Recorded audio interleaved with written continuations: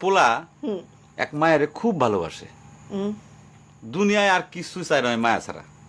আচ্ছা। কিন্তু মায়া পোলাডারে পছন্দ করে না। ওহো। অনেক চেষ্টার পর মায়া সে পোলাডারে কইল যে ঠিক আছে, হ্যাঁ। আমি তোমারে ভালোবাসতে পারি, হ্যাঁ। আমার একটা জিনিস আইনা দিতে হবে। কি রে? পোলাটা তখন কইল যে তোমারে পাওয়ার লিগা আমি দুনিয়ার যে কোনো জায়গা থেকে যে কোনো জিনিস আইনা দিতে পারি। হ্যাঁ হ্যাঁ। মায়েরা তখন কইল তুমি তোমার মায়ের কলিজাটা আমার আইনা দাও। কি কি কি কি শুনোই না, কি গল্প শোনালি দিদু? পোলা তখন দৌড়াইতে দৌড়াইতে তার মায়ের কাছে গেল।